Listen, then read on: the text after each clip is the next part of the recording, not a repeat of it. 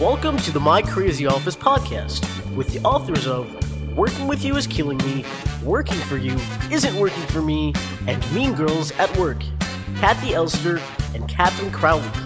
They're committed to creating world peace, one crazy office at a time. And now, here are Kathi and Katherine.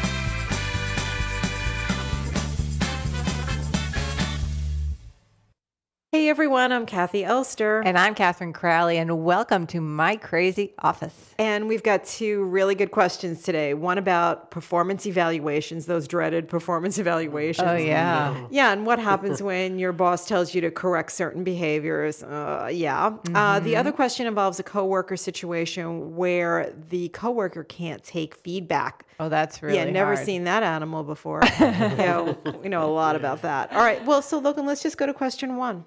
Right. I'm a senior manager for a small company and my boss just reviewed me. She also happens to be the CEO.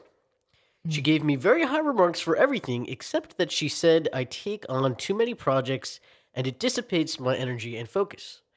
I find this ironic because it is she who keeps giving me more projects to do.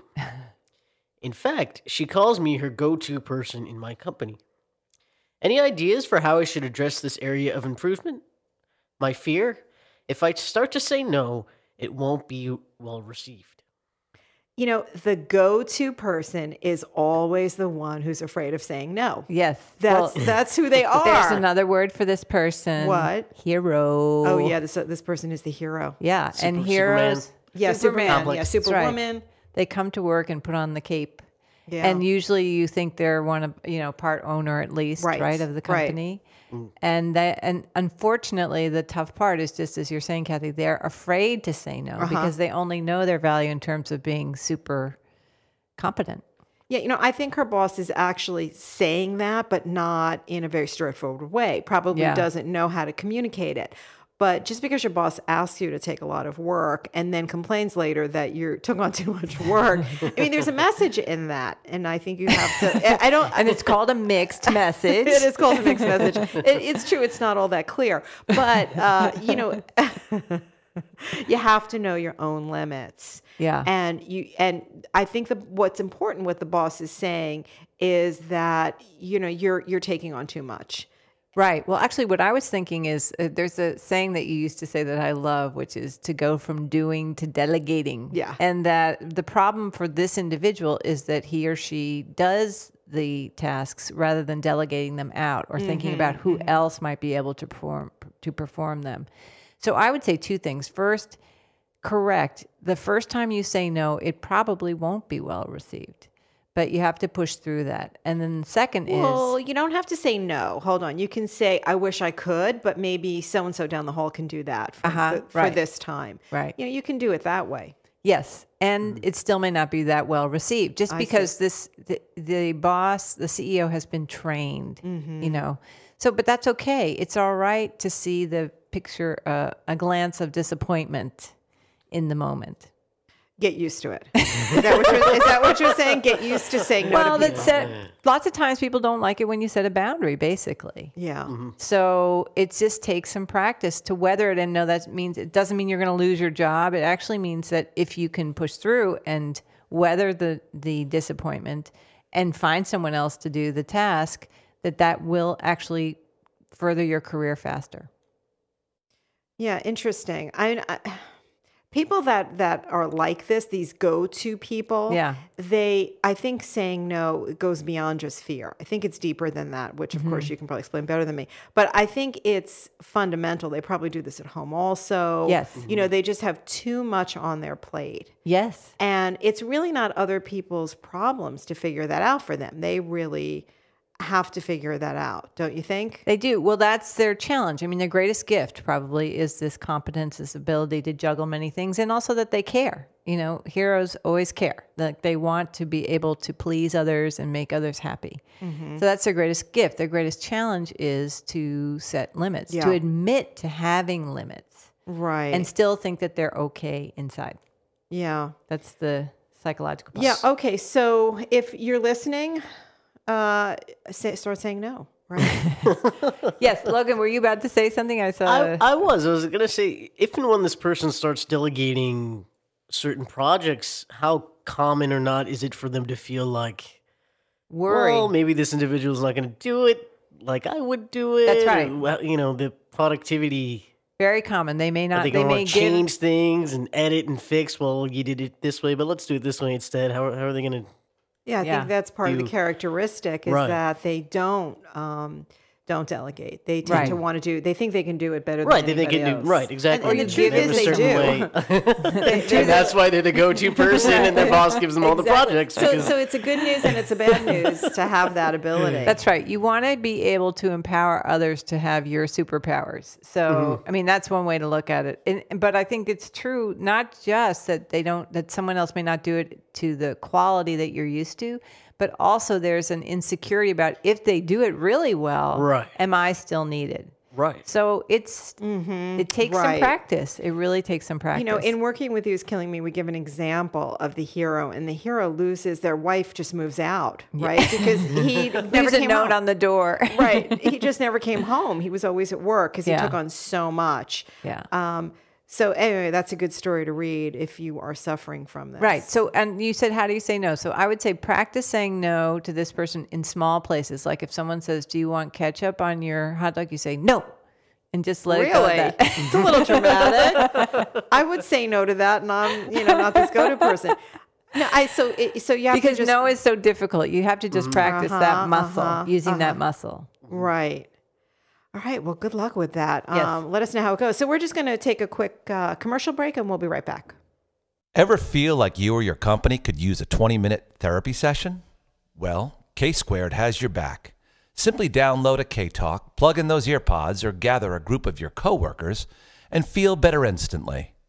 Well, almost. Each K-Talk covers a specific topic and costs a fraction of what a traditional therapy session would. Feeling stressed by your workload? There's a K-Talk for that. Working with someone who's done you wrong? There's a K-Talk for that.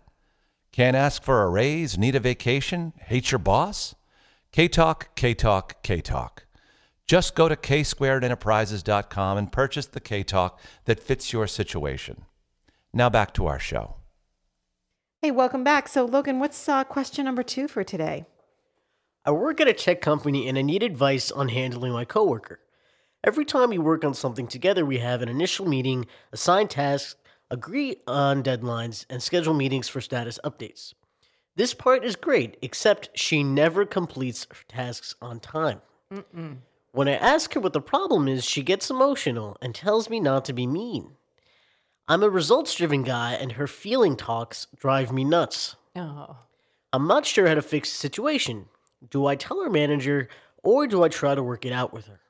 Okay, I think I think Kathy's jumping on this right away. Well, we just wrote a workshop about this. I think she is using her emotions to cover up her lack of accountability. I think you're right. Ooh, see? Oh, wait, I'm not even the therapist here. Did I just get it? And yet you are being so insightful. That's what's happening. So I think you just have to go to her boss. Oh, really? Yeah, she's not delivering. Your job is not to field her emotions. Yes, it is. No, it is not. It was in the fine print in the contract, didn't you see? Well, maybe they have therapy groups in their office. Actually, that's our team. Yes. It's a therapy group. No, I agree. The first thing that I want to point out, though, is that this can be a challenge. It can be a challenge, women to women, man to woman. The thing is that I think that's hard for men is that when a woman often pulls the feeling card, they don't know what to do with it. Do you know what I mean? It's like, mayday. Yeah, exactly. Deer in headlights. We got a crier. Exactly. Here's a box of Kleenex. We'll talk later. So I just want to empathize with this guy that's a tough thing to be with someone who uses emotionality, as you're talking, Kathy, in a way to manipulate the situation. Yeah. Yeah. That's what she's doing. So, I mean, you didn't deliver your work is not a crying matter. It's just not. Or it's just not. She's got to stop that. Don't be mean. That's what right. That's not okay. You're so mean. One thing that I would suggest, separate from talking to the boss, is I would try going to this person. You would? Uh-huh. Yeah, when the iron is cool. You know how we say strike when the iron is cool, not when the deadline is due. Right. I would go to her maybe after one of these events and just say, can you just tell me what happened here? You know, we made this plan, we did this stuff, blah, blah, blah, blah, blah, blah. Can you just tell me what happened? If she then starts crying, I would go to the boss. You would tell her, no, I'm not dealing with these tears. I'm going right to the boss. I just think that, she's using too much emotion in the workplace, which is really not his responsibility. No. Mm-hmm. And I just have a little feeling that when he goes to the boss is going to say, yeah, I know exactly what you're talking about. I mean, I think she probably does this all the time. And she needs, and it's not his job to really manage her or teach her. I think she needs to be told that suck it up. That she's manipulating or whatever. I don't know her for full story, but I don't think it's his job. She could be super, super sensitive. She could be. She might be. She could have problems at home that we don't even know about. She could have problems at home. Well, all of that. Childhood issues that right. now affect her in the workplace and affect her job productivity. I mean, I'm sorry that she's subjected to the human condition. We all are. Yeah. I mean, we all have bad years.